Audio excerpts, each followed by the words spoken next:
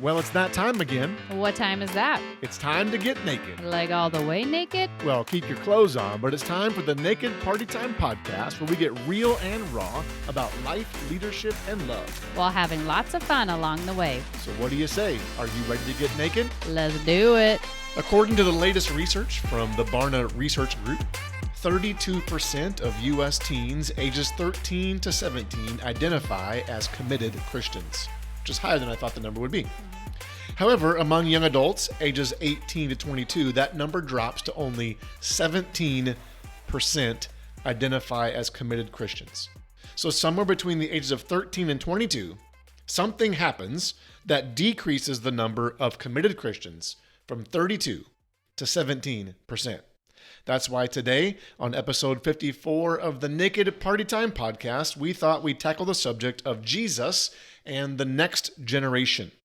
Welcome back, or welcome for the very first time to the Naked Party Time podcast, where we get real and raw about life, leadership, and love. If you're joining us on YouTube, hello to you guys there. My name is Jeff Manis, and I am joined, as always, by my wife, my ministry mate, my co-host, and my queen, Sabrina.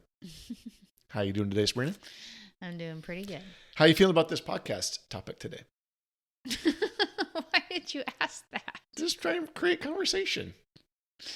How you feeling about it? I feel like I have nothing to give. Oh, okay. I think you underestimate yourself every single episode. There's been some episodes you say that you have nothing to give, and then you'll riff for 5 minutes on something. I'm just saying, I don't know that I'll say much today. We'll see what Jesus does. Okay. Well, that's just a warning for everybody else. It might be a lot of my voice and not as much of Sabrina's, which is too bad for you guys, because every time you share something, it's really, really good. I get more comments about you on the podcast and what you share than I ever get about me. Like, you by far are the star of the show. You are. Okay. Not tonight or today. This is actually date night for us. Nothing says romance quite like recording a podcast. I'm actually in the middle of taking some time off from work, but we are committed to getting a podcast episode out to you on the second Tuesday of every month. You look thrilled right now, Sabrina. Honey, I'm just listening. You're just gazing I'm just lovingly listening. at me. What? Okay. Is that okay if I listen to you? This episode's dropping during spring break here in Texas, and I took the week off to be able to do some stuff with Jada, including heading down, Lord willing, to Corpus Christi for an overnight trip with us three. We are excited about that. Mm-hmm. Corpus is a place we've wanted to get to since we moved to Texas, so we are making it happen. We're going to go to the Texas Sea Life Center, which you found, which is a rescue and rehab center for sea life from the Gulf of Mexico. And then we're also hitting up some of the beaches on Padre Island. We have definitely discovered that we are beach people, haven't we? Yeah, 100%. How do you feel about beach life, beach loving? Well, before living here, I'd been to beaches before, but I just thought the sand was annoying and it got everywhere. And then, I don't know, moving here and being 40 minutes from a vacation destination, like, there is nothing negative to me. Yep. I don't care. There is sand constantly in my car. I cannot clean it all out, and it does not bother me a bit. We have sand on our hardwood floors right now because I brought it home the other day. What's your goal this year? To get to the beach how many times? 2 times a month. And you're already ahead of pace. Yes, I am. We were going to go Saturday, but it's calling for real high winds and a little bit cooler weather for us weak Texans. Yes. So we're not going Saturday, but I've been once this month. So I got to go one more. No, I've been twice this month already. Yep. Yeah. Yeah. So I'm good. There's actually this thing called Blue Spaces. It's a fairly new research being done. Blue space is anywhere you're around the sound of water, specifically beaches, but it can be run like a lake or a stream or a river or whatever. And there are health benefits to blue spaces. Just being around water reduces anxiety, boosts mental health. Just the exposure to vitamin D alone of being outside has many health benefits. Doctors are even now, just read this today, I looked it up, So we're going to talk about the beach today. Doctors are even prescribing blue space to patients who are sick. That's So awesome. boost their immune system just to be around the sound of water. I can feel like I crave Yeah. it, and I have There's never done that before. scientific evidence now that points to the benefits of just not getting in the water, just sitting there on the beach with the sound of the water. Yeah, So, I've gone down 2 times by myself here in the last few weeks, and I really, really wanted to do that for the last 2 years that we've lived here, but I've been scared and nervous, and so I finally have done it twice now, and I'm like, it's not that bad. that's right. So all that to say, we are excited to hit some new beaches. It's very important that you pronounce that word correctly. Otherwise, that could take on a whole new meaning. Very important E sound in that word. Oh my Lanta. Wow. So we are excited to hit some new beaches in Texas. We are. But today, we aren't talking about beaches. We're talking about Jesus and the next generation. This subject pairs, I think, very well with last month's subject on parenting. And like last month's subject, this month came from a listener question. And the person asked this question specifically: how do we teach kids to fall in love with Jesus and not our church programs? Which I think is a great question. Yeah, I've never really thought about it before. As a follower of Jesus, we obviously want our kids to love the church too. Like, I think the two go hand in hand, right? Yeah. But how do we teach kids to love Jesus, not just the church or what the church does or even how it does it? And so it got me started kind of searching for some information on how many young people are committed to Jesus. And I started the episode with some statistics from the Barna Research Group, which is the leading research group really in the world, at least one of them. And I shared 32% of U.S. teens, so 13 to 17 years old, identify and live as committed Christians. Yet only 17% of 18 to 22-year-olds do the same. So how do those numbers make you feel, Sabrina? You told me not to ask you too many questions, but did that 32% surprise you?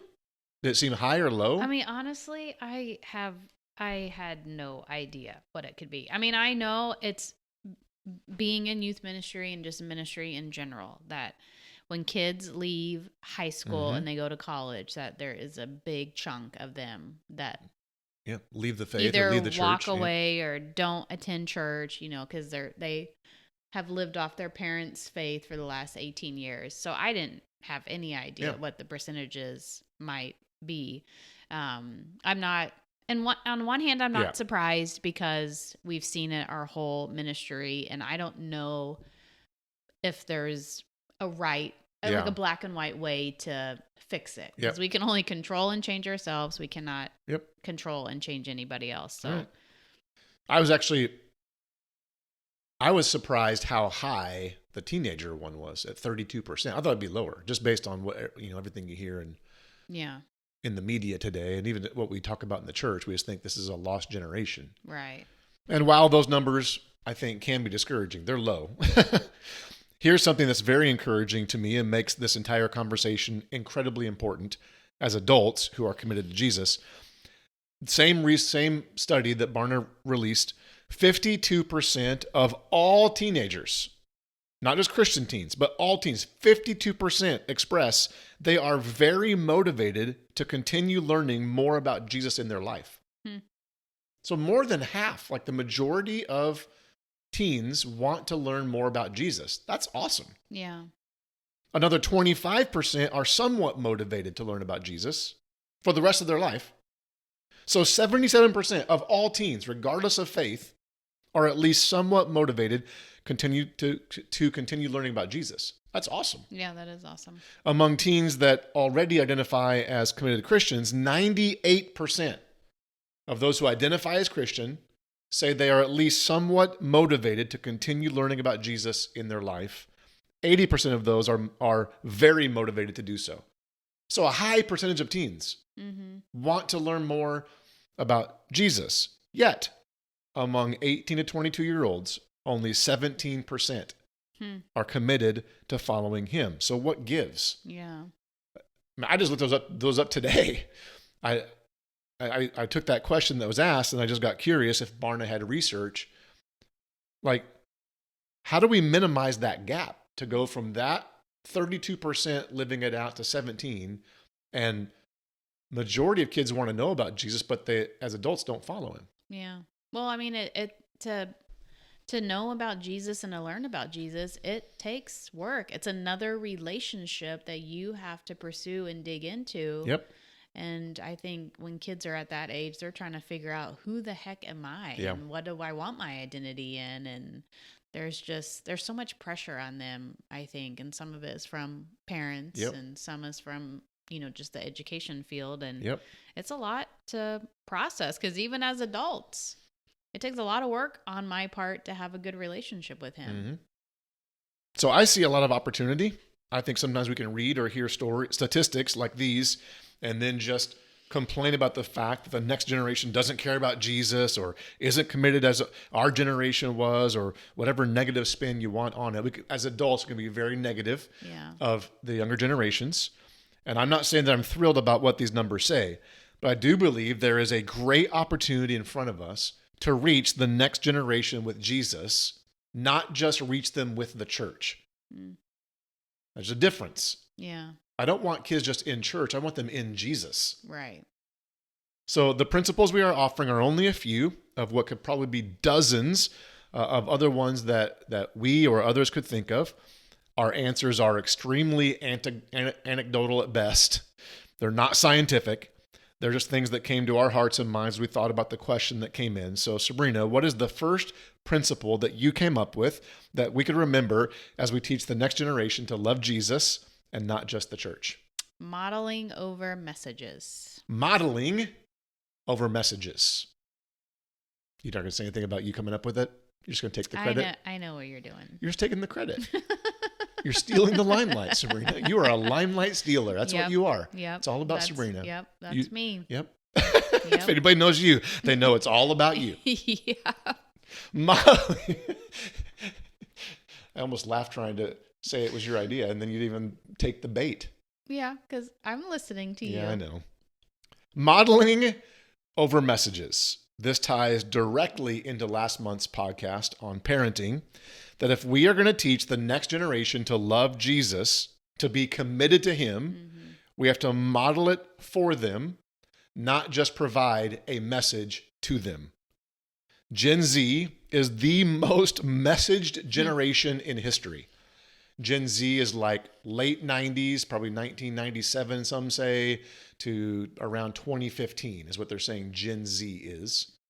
They are the most messaged generation. They are the first generation to fully grow up in a digital age. Social media, entertainment, access to information. Their entire generation doesn't know life without the digital space. It's so weird. Yeah. And I think as adults, we can often focus so much on trying to figure out the message that will work to reach that generation.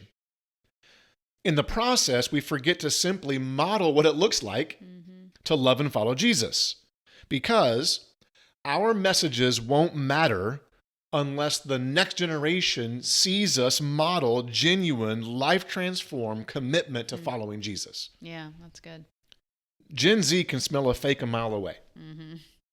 They want to know what matters, and if something matters, they'll pay attention.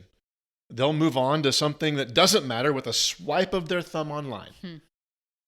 Like if that reel doesn't hit in the first 2 seconds, they're gone. Right. It has to matter immediately or the message won't matter, right? And they do the same thing with their life as well. It almost feels like, to some degree, they want something deeper, but they're not quite sure how to get it. Yeah, they don't know where it is. Because they want it to hit them, deep in their heart, but they're not really sure what they're looking for, and then we can screw it up as adults. Yep.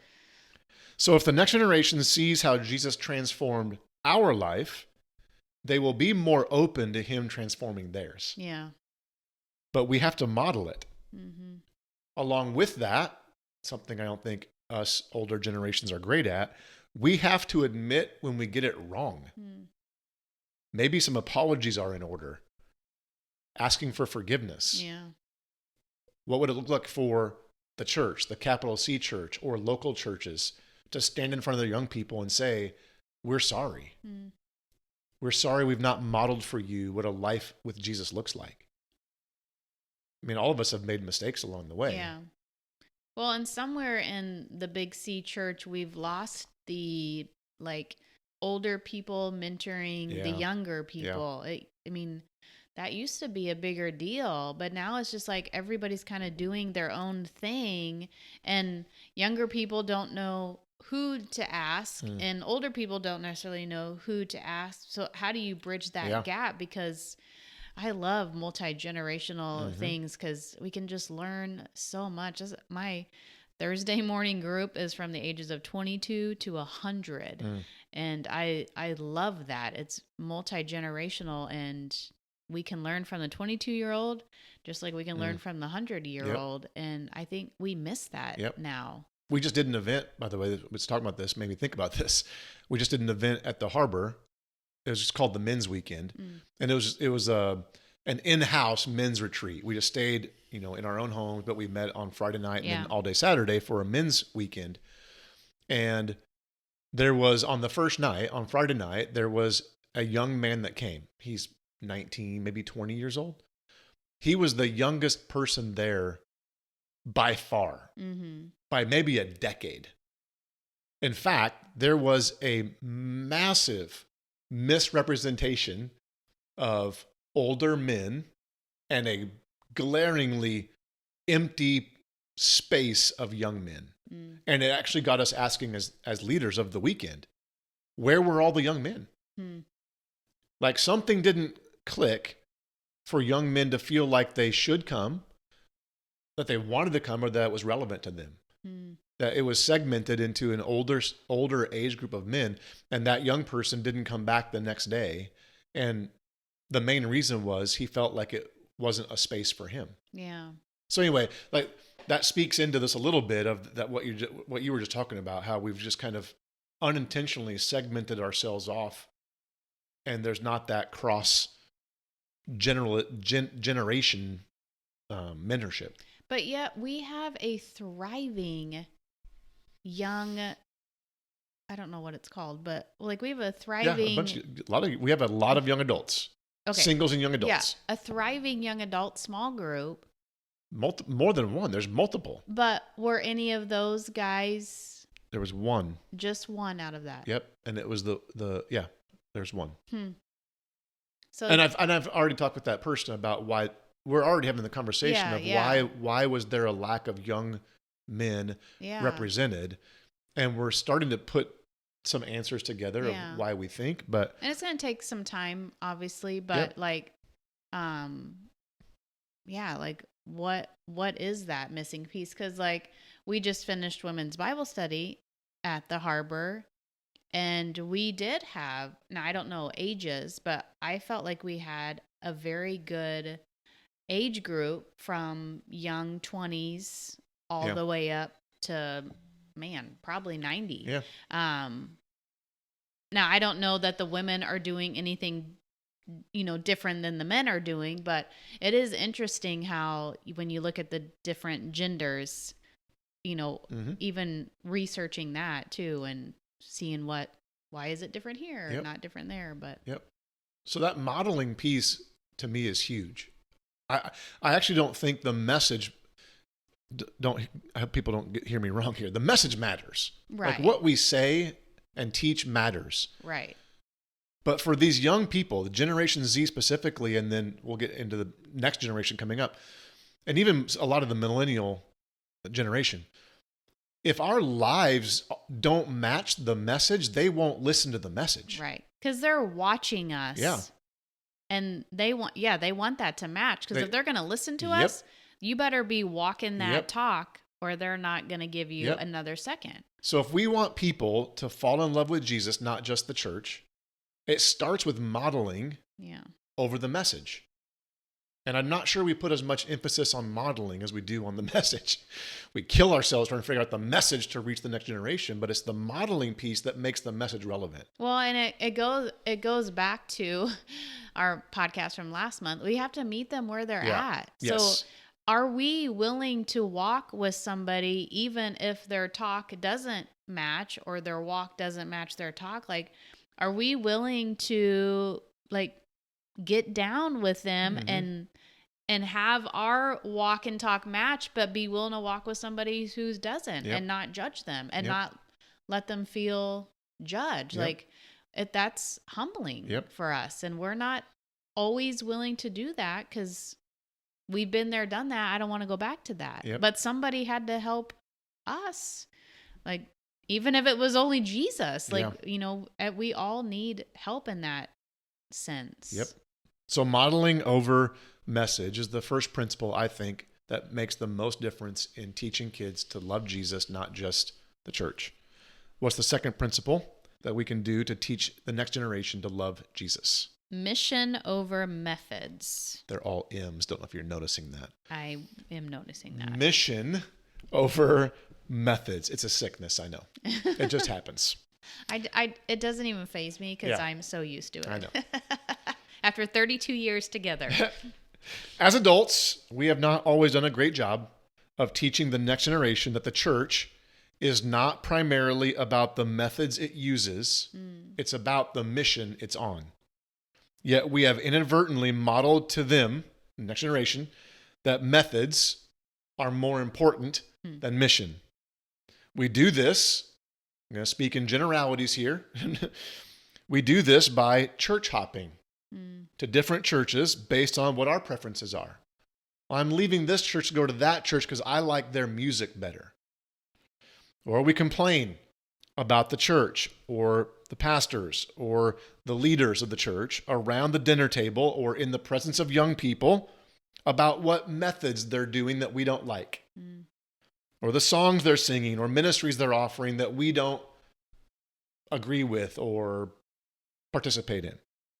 We use social media to rip the latest megachurch for how they're doing ministry all wrong, or rip the small country church for how they're doing ministry all wrong. Or we argue with other Christians on social media about our pet ministries or theologies or preferences. Like, we've inadvertently taught the next generation that the church is all about me, not all about Jesus and his mission. So no wonder when they're young adults, they quickly fall out of love with both Jesus and the church when they realize that neither Jesus nor the church is all about them. Yeah. Isn't that good? Yeah, that is good. That's a lot to chew on. Like, I think a lot of young adults leave the faith or leave the church because we've spent 18 years teaching these kids that life's all about you. Then they hit life and realize it's not about me. Yeah. And following Jesus means suffering and persecution. And not everything's going to go my way. And not every church is going to do everything the way I want it to. And yet we live our lives, specifically as Western American Christians, trying to find churches or build churches that do everything the way I want it to be done. Yeah, it's impossible. It's impossible. But that's what we're teaching the next generation, that it's methods over mission and not mission over methods. I don't remember where I heard this from, but it's from a pastor somewhere referencing, it was kind of back when the church was going through what we now call the worship wars. If you remember those days, there was a period of time where churches were literally dividing over singing songs from the hymnal or on the screen with only the piano and the organ or with a band. Don't you bring those drums in here. And I heard a pastor say this, it's always stuck with me. He said, we have an entire generation of grandparents who say they would do anything to see their grandkids know and follow Jesus. Anything except change the songs we sing in their church. Oh, snap. Isn't that true, though? Yeah, that is true.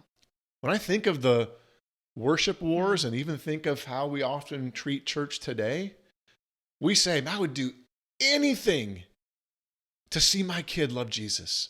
I would do anything for my grandkids to know and follow Jesus until they change that thing in church that I really, really love. Until we're inconvenienced. Until we're inconvenienced or uncomfortable Hmm.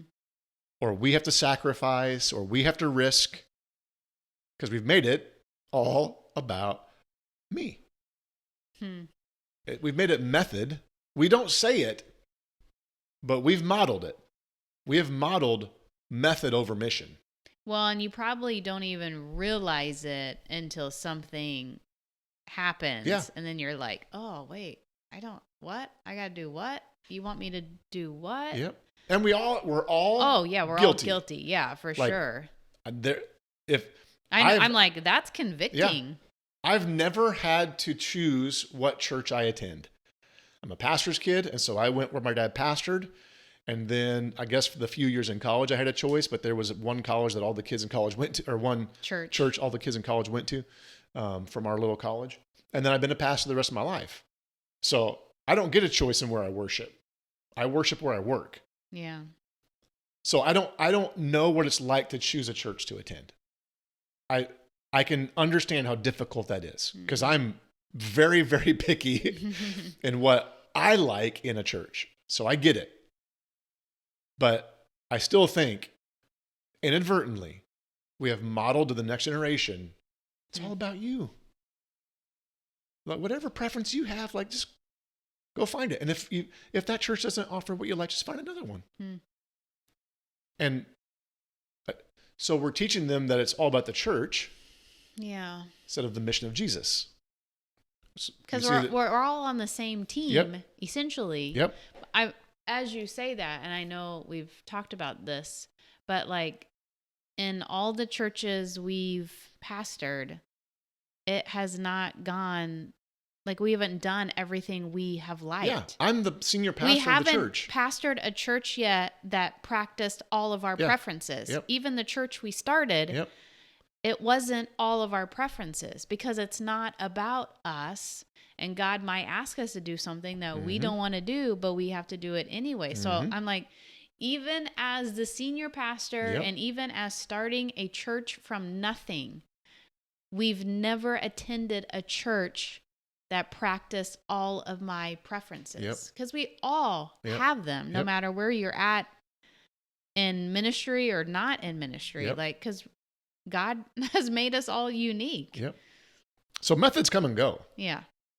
Like in the last 20 years, methods in church have changed dramatically. Yeah. Just with the advent of the advancement of technology. But the mission stays the same. To go into all the world and make disciples of all nations, teaching these new disciples to obey all that God's commanded us. And last I checked, Jesus never gave us a method. Never. Yet we have taught the next generation that method's more important than mission. He only gave us a mission. Yeah, that's true. And then said, go be the church, right? And this is a catch-22 because while we are always asking, like as a church leader, I'm always asking the question, what's the best method to reach current and new generations? So we are inadvertently building a church around preferences. Because we're always trying to ask, like, what's a way we could do something that would reach people? Yeah. But even then, we'll have to change those methods again to reach the generation behind them. So it's a catch-22. Like, as a church, we're trying to do things to reach people, which then inadvertently teaches those people this church is all about you. See how hard it is? Yeah, I mean, how do you fix that? Which, by the way, the next generation is called Generation Alpha, Gen Alpha. Oh, we're starting over in the alphabet. And it's Alpha because Alpha is the first. And this is the first generation of the 21st century. Okay. That's all born in the 21st century. Oh, wow. So it's starting in around 2010, they're saying. Depends on what you look at. But 2010 through the 2020s is Gen Alpha. It's the first generation where all of them are born in this century. So that's Dakota. Yeah. And our next baby. Gen Alpha. Wow. So I don't know what the answer is here. The answer is not, well, let's just go gather in a field and not have live music. Because here's the thing, that becomes a method. Yeah. Yeah, no matter what you do, like, there's you can't methods. escape it. So that's why you have to constantly be so intentional of teaching mission over method. Like constantly. It's about mission. So mission just needs to be louder Yep. than the method, because you have to have, it can't just be organized chaos. Like you have Right. to have some processes and policies and all the things. But again, it comes back to this is not about me. It's not even about this group of people we're trying to reach with this method, because 10 years later, we got to change the method again. yeah. It's about mission. Hmm. And in this mission, what right now is God asking us to do to teach people to love and follow Jesus? Well, and that's maybe how you have to word it to Jesus too, so you know, so you can stay on mission. Yep. Hmm. Mission over methods. What's the last way that we can teach the next generation to love and follow Jesus? Matters of life, not just matters of the heart. Matters of life, not just matters of the heart, which this might sound contradictory at first. So hang with me. Young people, Gen Z, younger millennials especially, and then Gen Alpha most likely, young people care greatly about the matters of life, not just the matters of the heart, meaning they care about helping people, not just seeing them reached for Jesus. For Gen Z, and again, many millennials, being committed to Jesus and being committed to helping people go hand in hand. To which I don't think we can read scripture and not believe the same. Yeah. Like the greatest commandment of loving God with all of our heart, soul, mind, and strength is followed by the second greatest commandment, love your neighbor as yourself. Both the Old and New Testament are packed with commands and principles of caring for the poor, the marginalized, the oppressed, the mistreated, the immigrant, the widow, the orphan. Many people are calling Gen Z the most socially conscious generation in American history. Wow. They care the most about helping people overall of any generation in American history.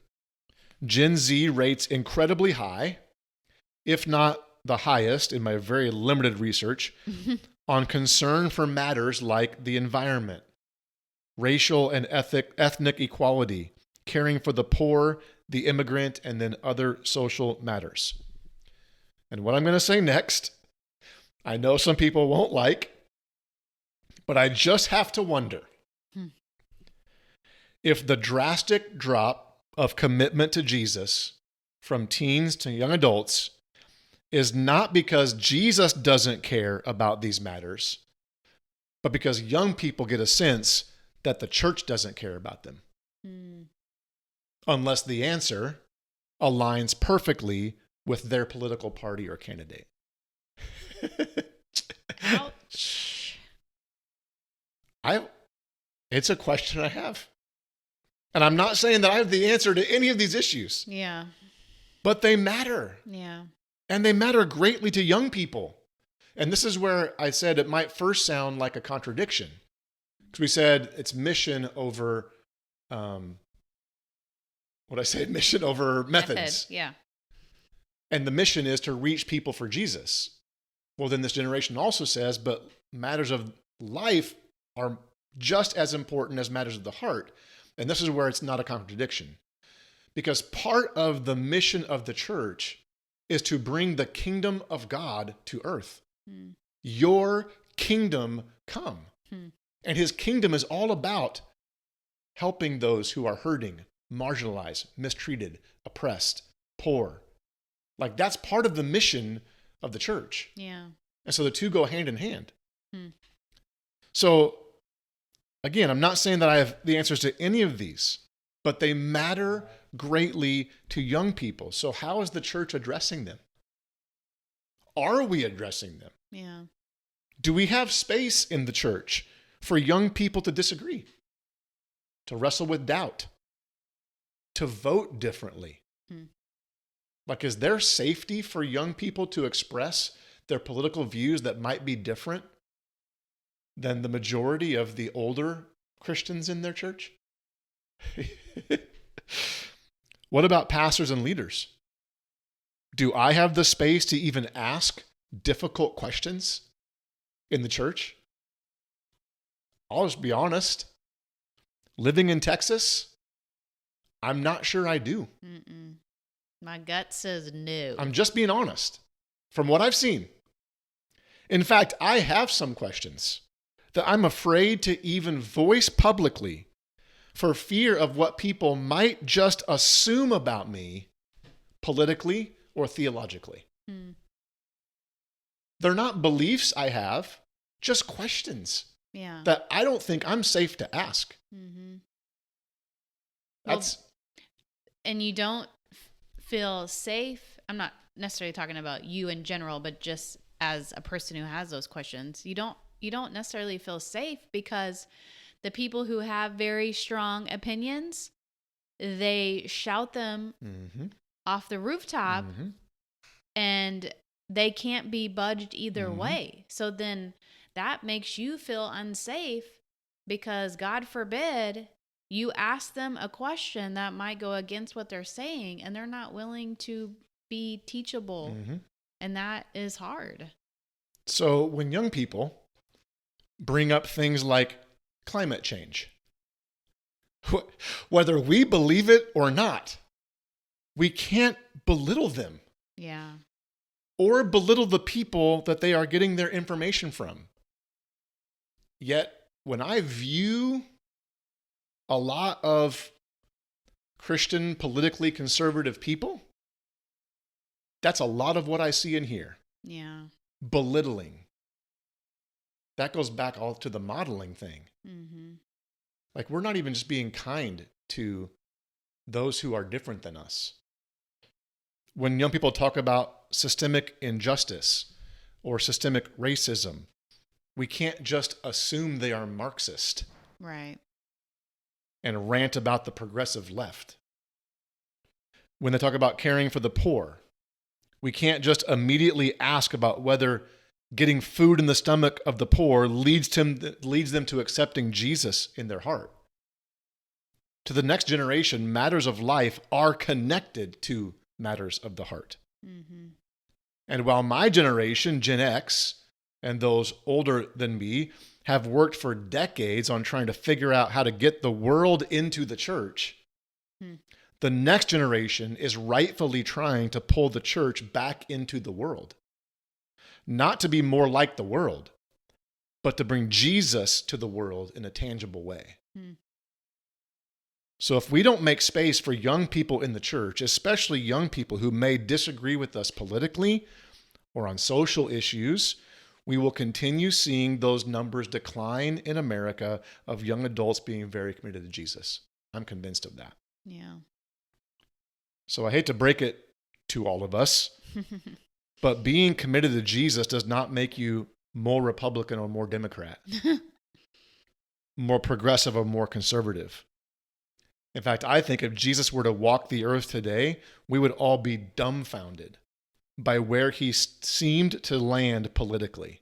And I got off track there from where we started with that point. All that just to say, if we want young people to love Jesus and not the church, then we need churches to care about what Jesus did, which wasn't just matters of the heart, but matters of life as well. Jesus cared about the life of people, and he cared about their heart. Mm-hmm. But he loved them where they were. Yep. And that made him safe. Yep. Because you could tell that he cared about you. Yep. Even like the woman at the well, like she knew that he cared for her, even though he was able to say all of her sin. Like that's what she got from that. We don't act like that. Yeah. And I think it turns young people off. Yeah. Now everybody's going to have all sorts of, this might be our last podcast we ever do, Sabrina. So there you go. How do we teach the next generation to love and follow Jesus, not just the church?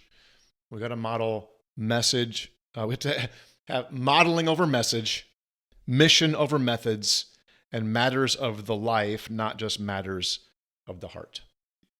Anything you want to add? Yeah, we need to stop telling people to follow their heart. Yeah. And stop living from our heart. Yep.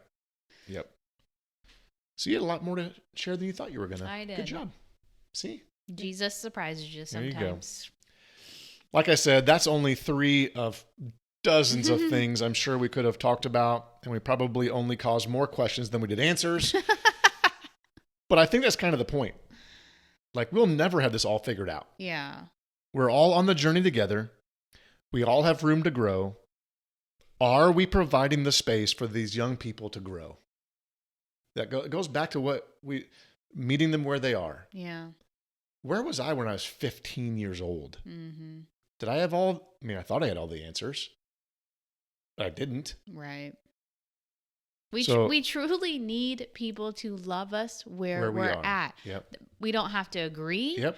We don't have to be on the same page, but like it really does come down to that, to listen to their story and walk with them no matter what. And if anything, it helps you know how to pray for them. Yep. And we don't have to agree. Like yep. Jesus didn't say agree with your neighbor. He said love your neighbor. Yep. And we don't do that. And he said, if your enemy's hungry, feed them. If they're thirsty, give them something to drink. Right. Matters of the life Mm-hmm. for your enemy.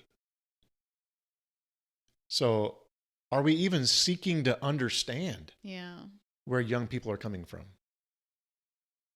No, because we have our own opinions and what we say is the best. And we go back to that message. I have to get the right message to this young person.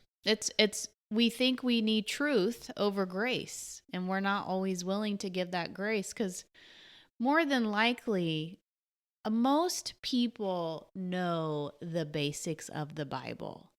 But we just feel like if we can't shove that truth down their throat, then they're going to die and go to hell. Well, it's not up to us. Yep. It's up to us to be like Jesus. Yep. So Lord willing, we'll be back next month with another episode. As always, our goal is to release a new episode each month on the second Tuesday of the month. If you have any podcast ideas or suggestions, or you want us to shut this thing down after today's episode, you think I'm too conservative or think I'm too liberal, whatever it is, just let us know. Reach out, comment on social media, send questions to my assistant Janice at hello@jeffmanis.com. Sabrina, why don't we wrap this up, as we always do, with our marriage mission. We are united in Christ. United in Christ. Unstoppable with Christ and unbreakable because of Christ. Now it's time for you to go get naked and party. We'll see you on the other side. You've been listening to the Naked Party Time podcast. Join us next time as we get real and raw about life, leadership, and love.